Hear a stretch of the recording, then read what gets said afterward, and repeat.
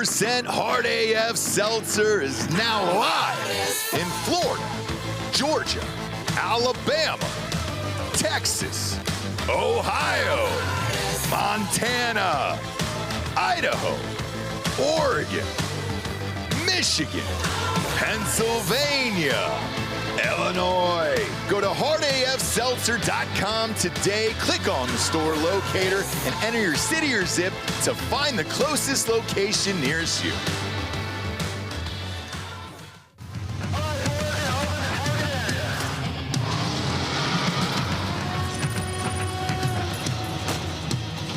We are gold for energy! Send it! Incoming! Put the money in the bag, man!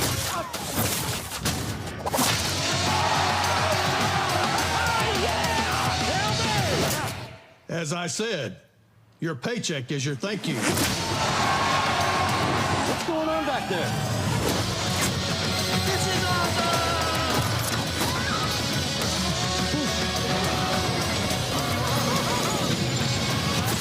Welcome to Earth! No. Who's flying the plane? Get cockpit, go! God! Black Rifle Energy, dropping near you. Welcome to Drinkin Bros, presented by OmahaSteaks.com.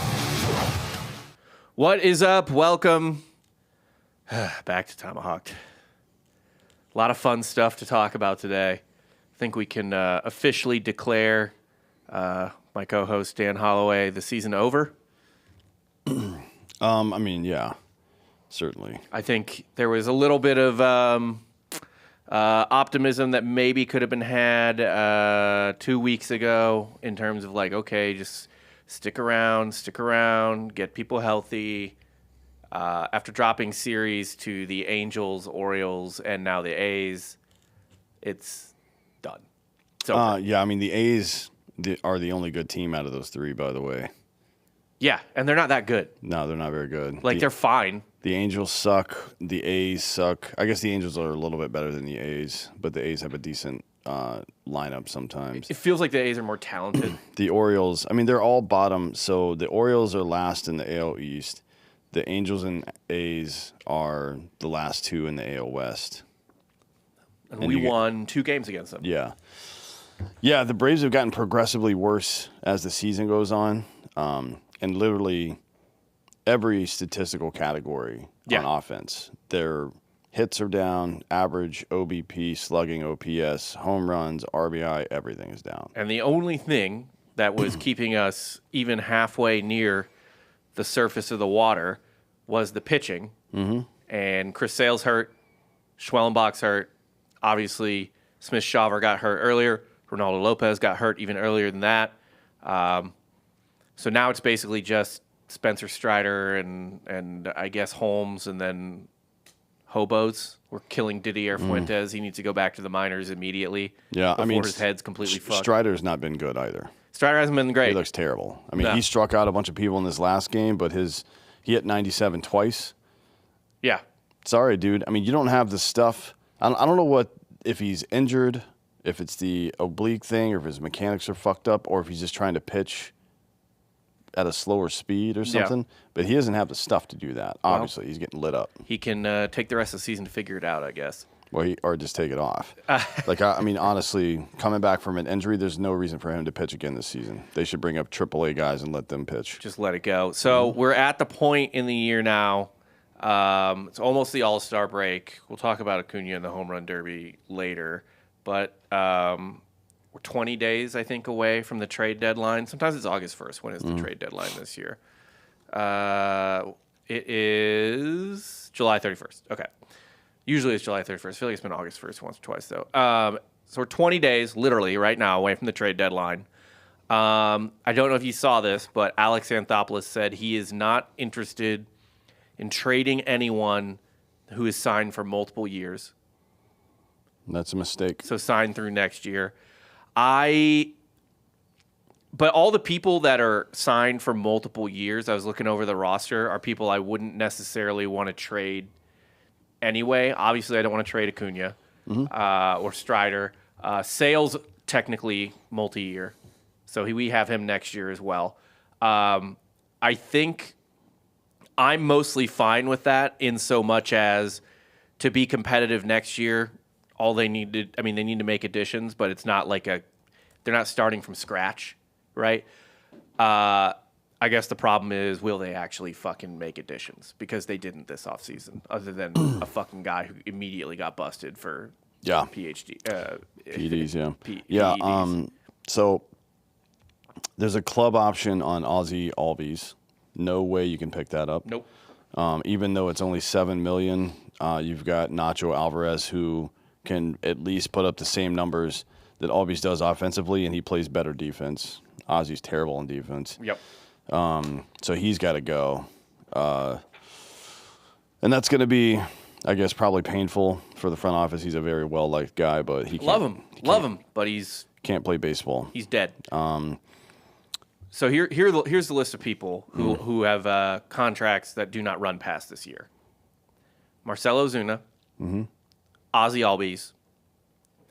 Well, nobody's going to trade for him. That's the thing. And so let's start with Marcell Ozuna. Although if you do trade that, if you have some inkling that Ozzie might have a comeback year, he is under team control for 2 more years. There's 2 more club options left. Right. So that's something, but I can't imagine what you would get in return for him. I mean, so that's the problem. So because you can just not, if the club can just not sign the contract. Right. That's easy. It's what do you get back for a guy who's hitting as badly as Ozzie Albies is right now? Now there's certain intangibles there, and again, maybe someone will take a change of scenery flyer on him. I mean, maybe we did that the first time we traded for Jorge Soler, right? He was not having, his numbers were abysmal. It was really just like, oh, we think there's something more to that in terms of like behind the surface numbers. The problem is with Ozzie Albies, there's nothing behind the surface numbers, right? It's just like, well, maybe we can get him back somewhere near where he used to be. I don't think we get much for Ozzie Albies, and I don't even know who would be interested in him. No, and you're not going to get anything back. You can just opt out of the contract and be done with it. There's no point in getting involved in that. And then to be honest, bringing. I don't understand. I know that they think if we get rid of this or that guy on a good deal, we're not going to be able to get somebody else commensurate at that deal. I guess that's a fair point. Yeah. So, well, I mean, think about the people signed long term, right? Matt Olson. Don't want to get rid of him. I don't know that there's a replacement for even his level of production out there. No. Austin Riley, no. Acuña Jr. Can't. Absolutely not. And then really the next. There's 2 other guys who are on semi-longish term deals who you could maybe think about moving, although I think I would be opposed to it. So let's talk about the first one first, because we've talked about it before a little bit. Sean Murphy. Sean Murphy is signed through 28, I believe. So we have several more years of him. OPS near 800. Great catcher. Defensively and offensively, considering the output that position brings. And there's a guy right behind him in Drake Baldwin who's been crushing the ball. So on the surface, it makes sense. Okay, we have a redundancy here. Let's trade Sean Murphy. Certainly, there's a market for Sean Murphy. Like, unquestionably, there would be a market for Sean Murphy. I'm not opposed to trading Sean Murphy. I wonder, though, if the front office is going to be a little more hesitant now that to put so much faith in a guy in his first year after the way Michael Harris has spun out. Yeah, it's not a bad thing to think about. Another data point is that Sean Murphy is completely unreliable. He's only played more than 119 games once in his career. Okay.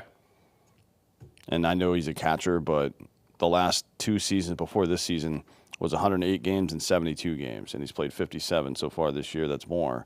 Right. So maybe he gets to 100 this year, but probably not. I mean, he was on the IL this year. Yeah. He was on the IL last year, right? He's on the IL every year. And it's like it's good to have a second catcher. I mean, the Braves have been running this same kind of lineup out for a couple of years. It was either Murphy and what's his nuts? Darno. Or Darno and Contreras before that. Yeah, or Darno and Contreras.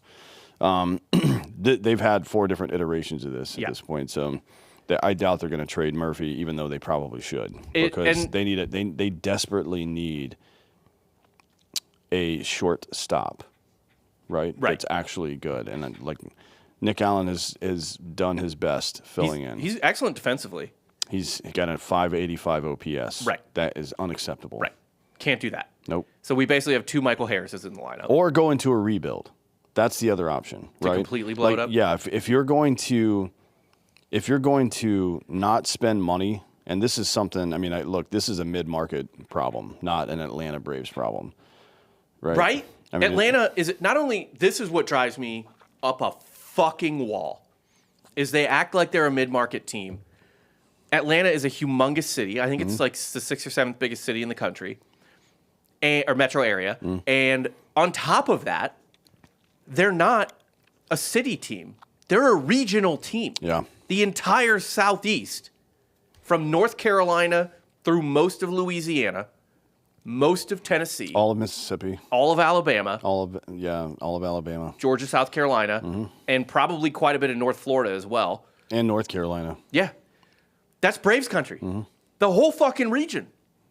They have the money. They should have TV rights that are commensurate with a goddamn, not the Dodgers, I guess, but like any other major market team, like the Giants or the Phillies or whomever else. I mean, it's crazy to act like they're.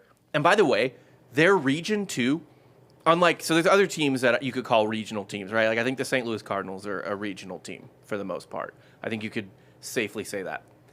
There is only one other city in St. Louis's region, right, where they are have a footprint, that being Memphis, right?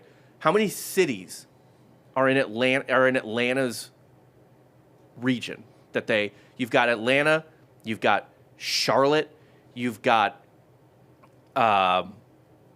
honestly, New Orleans should probably be counted in that. You've got Nashville. There are 3 to 4 major cities in Atlanta's regional footprint. It's crazy that they act like they don't have the money. Yeah, they're the 7th largest designated market area in Major League Baseball. Just the Atlanta metro? No. The area they cover population. Oh, okay.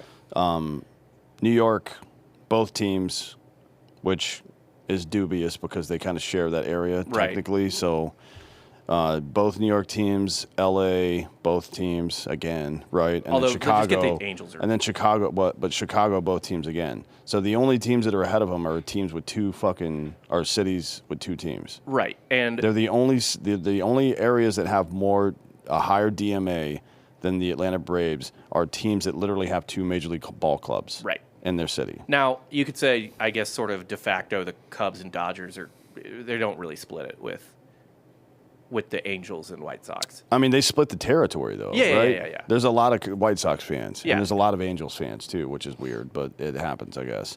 And there's New York, there's a lot of fucking Mets fans. And I think New York is a pretty good split. So, yeah, I mean, the Braves are probably, if you sort it out that way, probably the 3rd largest DMA that exists. Right. Or 4th, maybe. Maybe it's Yankees, Dodgers, Cubs ahead of them, maybe, right? And they might be tied with one of those. So, I mean, I think you can make an argument that the Astros and Rangers are probably right there with them in terms of their regional. I mean, I don't think they're even close. Houston's the 4th largest city. Yeah. Right. Yeah, but Houston fans are only in that area. Yeah, they don't. The Braves are the entire Southeast. Yeah. They don't get outside of East Texas. I guess you could. Which is it's insane. And if they act like that, if they don't have the money, it's because they're getting fucked on whatever deals they have. I mean, isn't the team for sale right now? I don't know. Or some shit. I don't know. They're a fucking line item. Corporations, get human beings to own this team. It's fucking crazy. Yeah. Yeah, but I mean, honestly, you can't really blame AA. He can only spend the money he's given.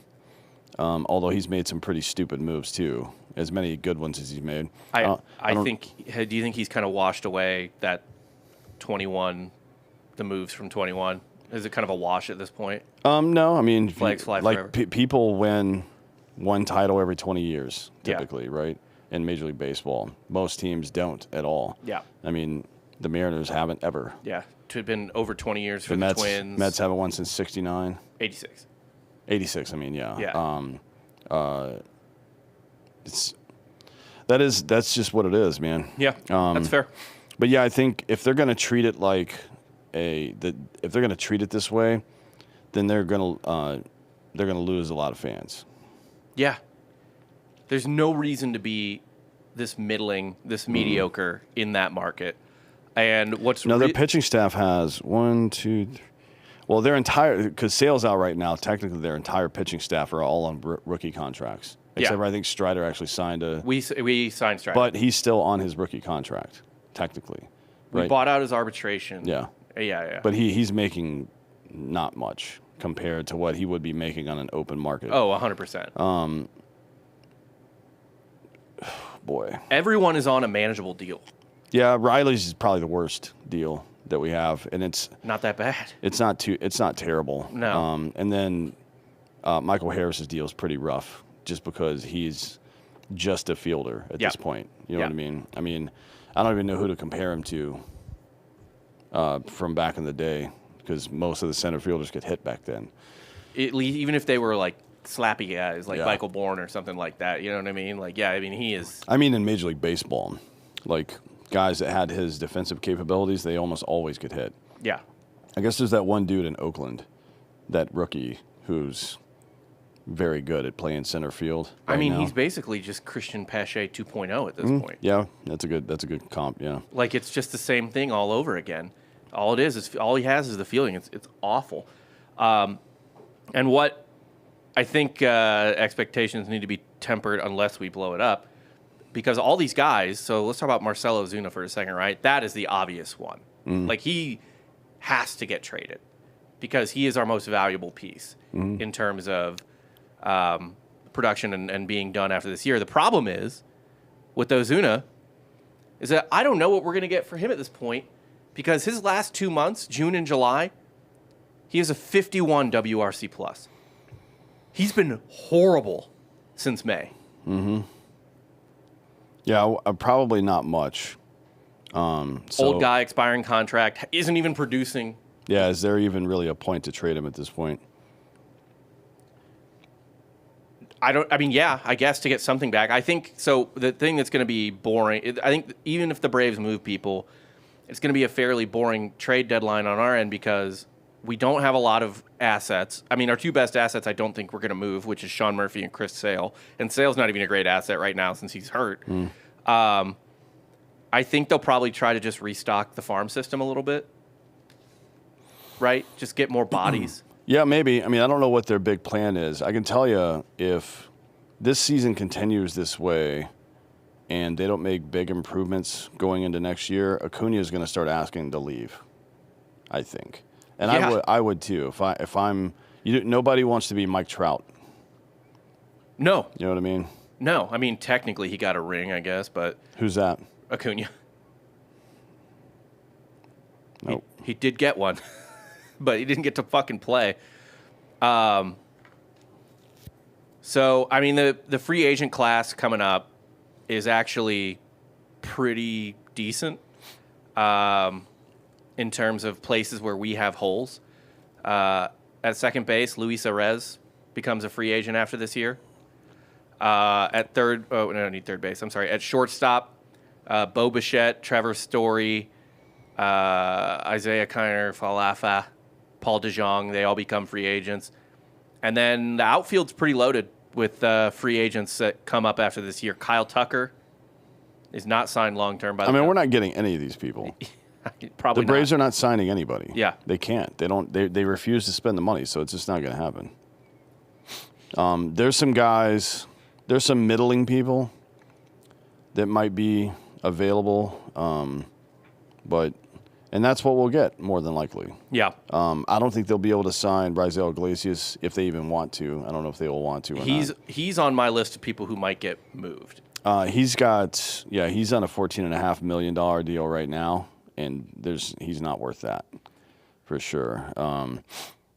Arise is he's only 28, so that'd be a good pickup, I guess, if you want to go that way. The Braves haven't really done contact hitter stuff very much in the past, but we'll see. Considering we can't get on base, it might be a decent idea.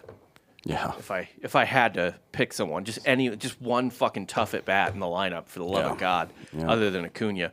But yeah, Ozuna, I don't think we're gonna get much for him.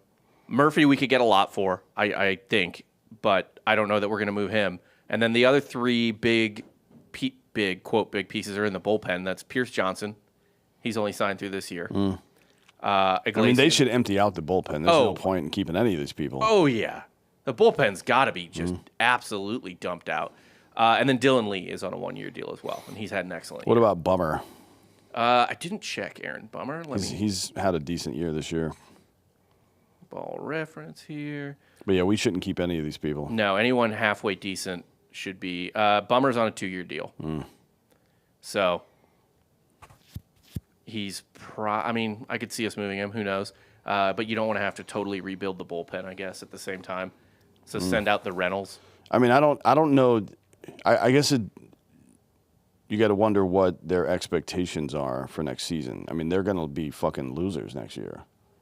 The pitching staff will be probably good. If people are healthy, it'll be a great pitching staff, but they can't score runs. Right. I mean, they'll have Acuña, Olsen, and Riley that are even decent hitters on that team. And maybe if they pick somebody else up, Perfar looks like shit. Yeah. Like he obviously benefited from one season on the juice. Yeah. He is not a good I mean, he's a fucking replacement player basically, right? Yeah. He's back to being what he he's was. Basically like what a left fielder with the Braves should be historically, except we didn't pay them fucking $15 million a year. He's making like $3 million. Yeah. Right, he's worth $3 million. I think they should completely terminate that contract and start over. To be honest, but it's a brutal, brutal situation out there. A horrible signing that almost feels like he just did something to do something at that point. Yeah, I mean, look, it's not a bad move to get all juiced up in your contract year, is it? Yeah, I'm talking about AA. Yeah. That was just like scraping the bottom of the barrel. Yeah. But yeah, there's other like Cedric Mullins is going to be an unrestricted free agent, and you could probably get him for like $8 or $9 million.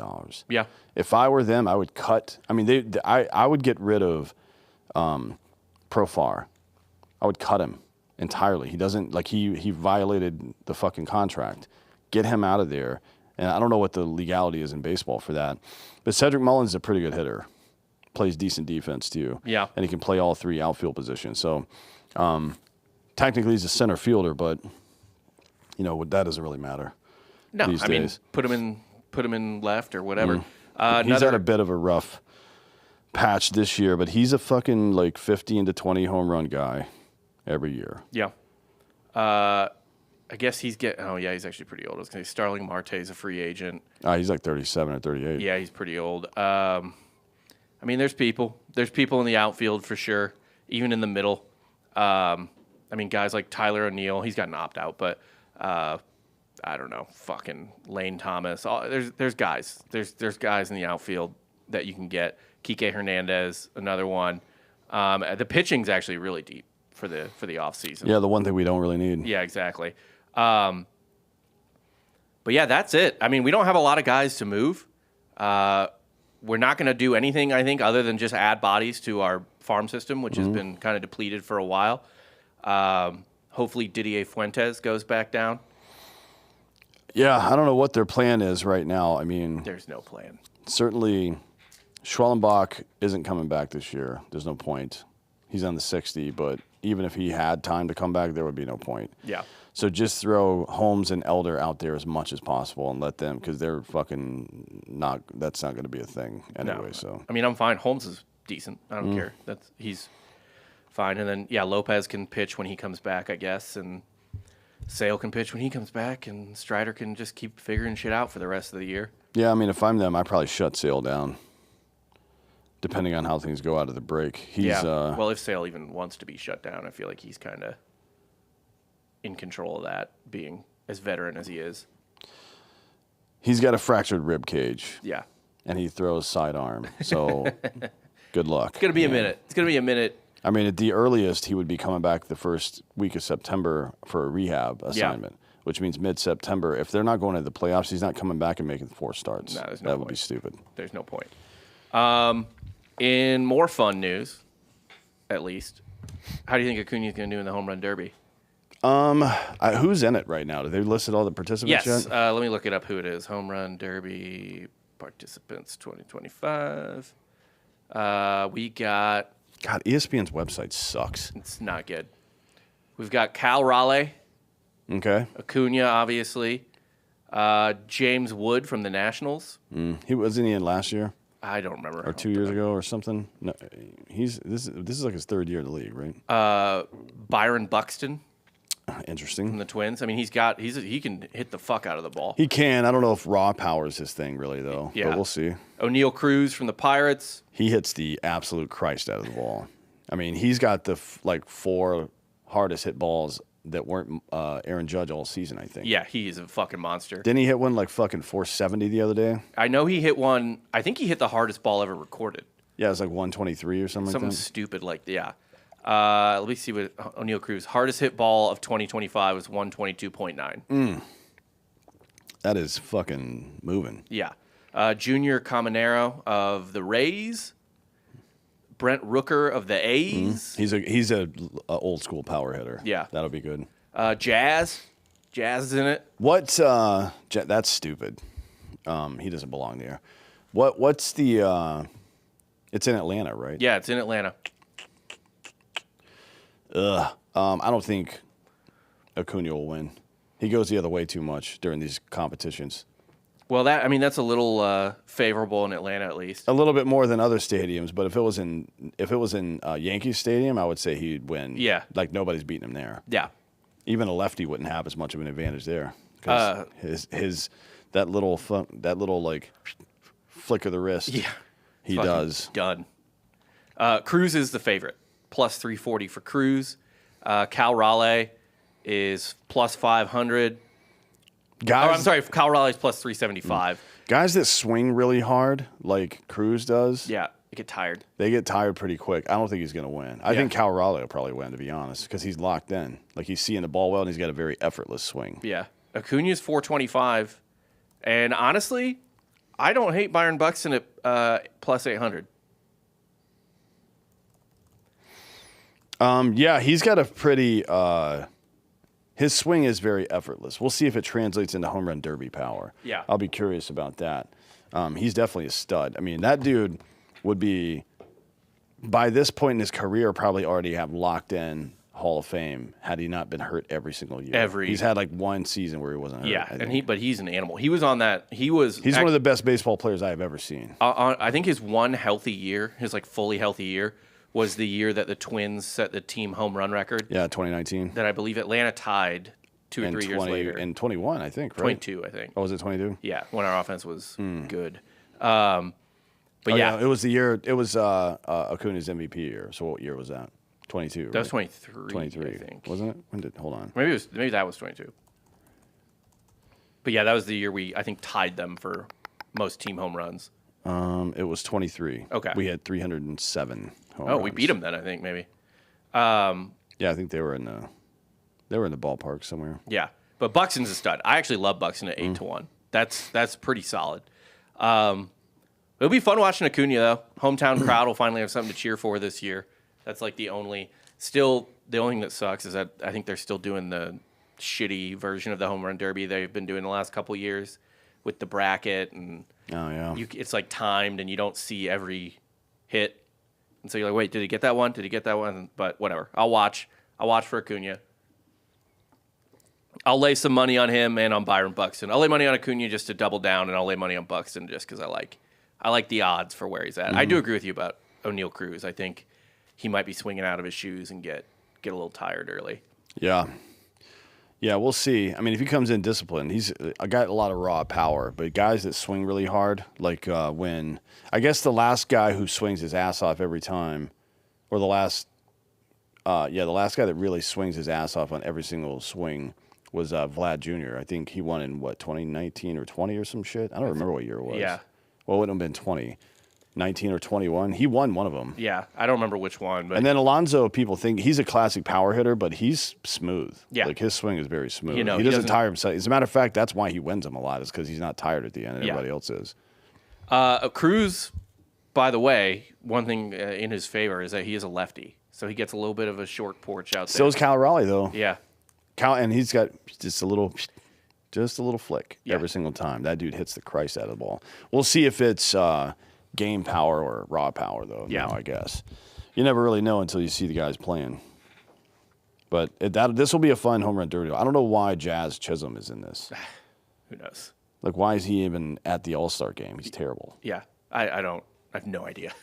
It's kind of a weird field because there is no Alonso or anyone else. So a lot of the big guys. And Aaron Judge has never done it, right? Yeah, I don't think so. Not recently, anyway, which is a shame. Mm-hmm. Which it's almost. I mean, you do have big power hitters in here like Cruz and Raleigh and Acuña, but it's almost getting to a NBA dunk contest point where it's like, wait, who the fuck are these guys? Like, what? Why is Mac McClung in this? It doesn't make any sense. But it is what it is. Real quick, before we get to our picks, we do have some ads. First up is mybookie.com. Go to mybookie.com. That's where we make all our picks. Use promo code Drinkin' Bros to double your first deposit up to $1,000. You put in 1,000, you'll get 1,000. You put in, 20, you'll get a free 20, whatever it is. You put in money, and they'll give you some free money with the promo code Drinkin' Bros. That's where we're making our home run derby picks. That's where we're going to make our parlay picks in a second. And by the way, if you're a regular MyBookie player, you are in the MyBookie Plus rewards program. It means you get cool stuff like rakebacks, special bets, free bets, all types of stuff like that. So if you're a regular player, MyBookie hooks it up. Highly recommend. There's not a better betting website out there than mybookie.com. Yes. And then we'll be doing our live casino show. After this is over, they have live blackjack with real dealers. It's like playing over Zoom. It's not a sketchy computer game. They are completely legit blackjack dealers. It's a completely legit blackjack game. If you like blackjack, that is super, super fun. And if you're a psychopath and like roulette, they have live roulette too. So you can do that if you just feel like riding the fucking dragon. But yeah, mybookie.com, the best betting website out there. Bet anything, anytime, anywhere at mybookie.com. Promo code Drinkin' Bros. Doubles that first deposit. And next up, omahasteaks.com/Drinkin' Bros. Use the promo code Drinkin' Bros, and you will get $45 off your order. And that is on top of the already 50% off that they're giving you for their blazing hot summer sale. So you get 50% off just by shopping there at all, and then an extra $45 off when you go to omahasteaks.com/Drinkin' Bros and use the promo code Drinkin' Bros. So you get a whole lot of meat for not a lot of money. You cooked a big bastard the other day. Yeah, it's about 3 pounds. Yeah, I think it was an animal. Yeah. What'd you do with you said you split it in half, like one day.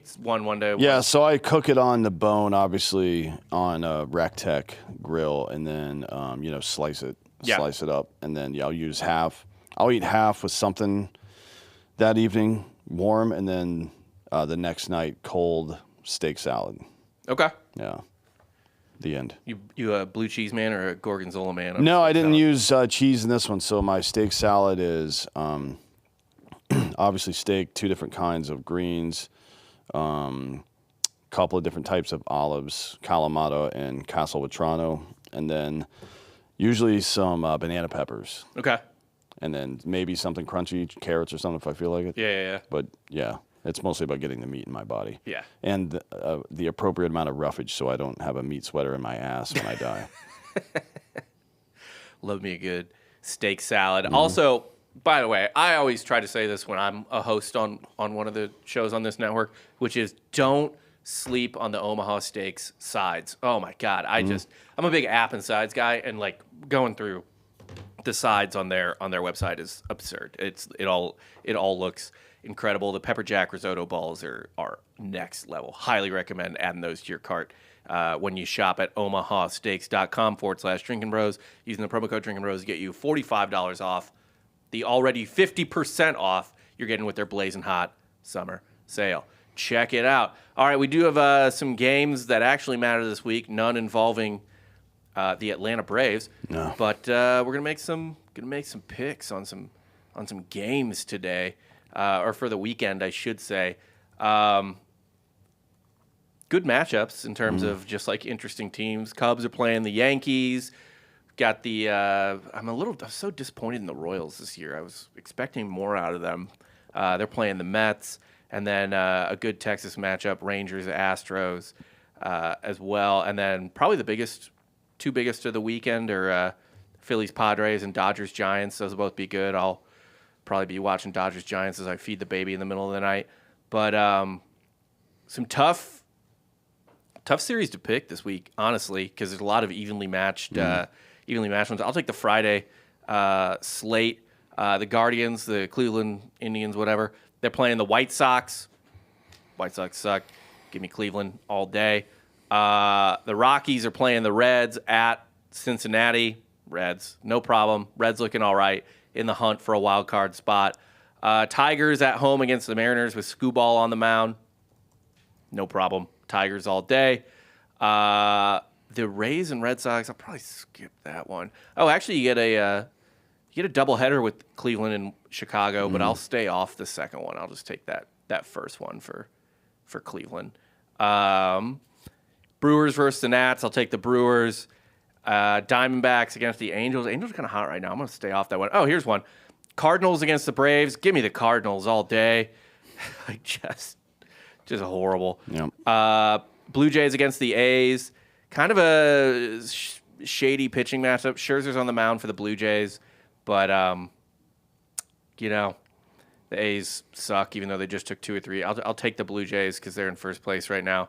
And then I'll take the Giants over the Dodgers. Webb is on the mound for the Giants. They're at home. Dodgers have been kind of flatlining lately. It's not like they're not going to make the playoffs. Not like they're not a great team, but they've been kind of lukewarm lately. So I'll take that. So game 1, Cleveland over the White Sox. Reds over the Rockies. Tigers over the Mariners. The Brewers over the Nats. Cardinals over the Braves. And the Blue Jays over the A's and the Giants over the Dodgers. Those are my picks for Friday. I'm going to do Saturday. Saturday, I've got the Red Sox over the Rays. Garrett Crochet's pitching.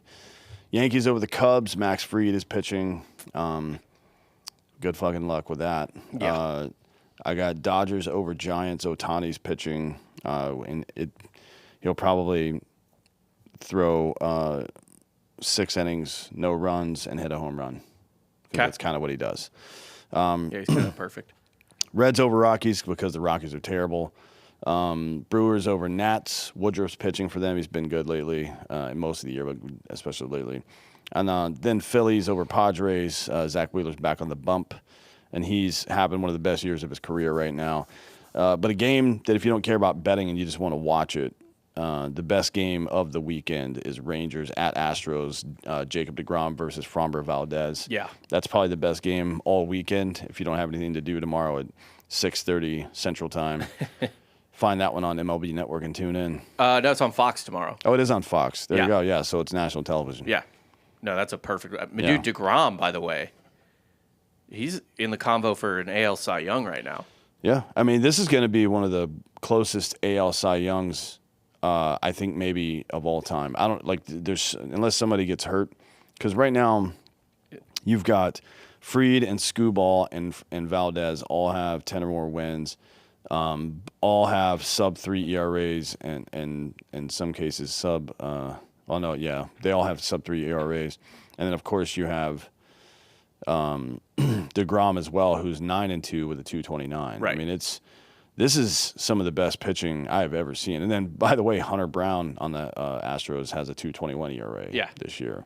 It's like this is going to be a close one. I hope I'm really hoping most of those guys make the playoffs because the AL playoff side this year is going to be absolutely electric. I mean, all of these dudes are making it. Fried for sure, Valdez for sure, Skubal for sure. Like the Tigers have actually run away. Yeah, the DeGrom's probably the only question mark, I think. Maybe, I don't know. I mean, I think the AL East at some point the Rays are going to get bumped around. Yeah. And we'll see. I mean, I don't know. I don't know how that's going to go. And then of course, for the Mariners, none of them are really in Cy Young contention, but Kirby and Wu and a couple other dudes have had really good years this year. Fucking Brian Wu has a .93 WHIP in 114 innings. Yeah, that is crazy. Yeah, it's gonna be October's gonna be electric. And actually, the only good thing about the Braves not being in the playoffs is that I can just sit back and enjoy it. Yeah. Yeah, Carlos Rodon, by the way, in any other year might be in that conversation as well. But this is the best year for pitching in the AL I've seen in a long time. Yeah. So we'll see how it goes. I mean, it may just come down to one thing, like somebody.